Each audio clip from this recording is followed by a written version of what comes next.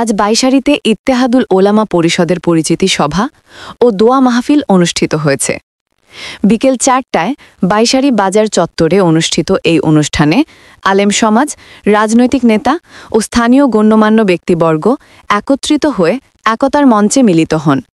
গোত্রর এজেন্ডা বাস্তবায়নের জন্য না, আমাদের এই সংগঠন শুধুমাত্র দ্বীনের কথা বলবো, দ্বীনের বিরুদ্ধে কেউ যদি ষড়যন্ত্র করে এটা নস্যাৎ করার চেষ্টা। সভায় সভাপতিত্ব করেন হাফেজ মাওলানা ফারুক আজম, সঞ্চালনা করেন হাফেজ মাওলানা হামিদুর রহমান। তার প্রাণবন্ত উপস্থাপনায় পুরো অনুষ্ঠান জুড়ে ছিল উৎসবমুখর ও আনন্দঘন পরিবেশ। উক্ত পরিচিতি সভায় প্রধান অতিথি হিসাবে উপস্থিত ছিলেন বান্দরবন জেলা পরিষদের সদস্য অ্যাডভোকেট মোহাম্মদ আবুল কালাম। উদ্বোধক হিসেবে উপস্থিত ছিলেন মাওলানা মুফতি রিদওয়ানুল হক। বক্তারা আহ্বান জানান, ভেদাভেদ ভুলে ঐক্যের মাধ্যমে সমাজের ন্যায় ও শান্তি প্রতিষ্ঠা করতে হবে।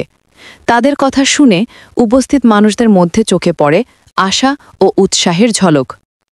সভায় আরও উপস্থিত ছিলেন মৌলানা জালাল উদ্দিন ফারুকি, মোহাম্মদ আবুল কালাম, মোহাম্মদ আব্দুল করিম বান্টু, মোহাম্মদ আব্দুল হামিদ, মোহাম্মদ জাহেদ রোবেল, মৌলানা আব্দুল গফুর, আলহাজ মৌলানা ইলিয়াস ও হাফেজ মৌলানা ইসমাইল।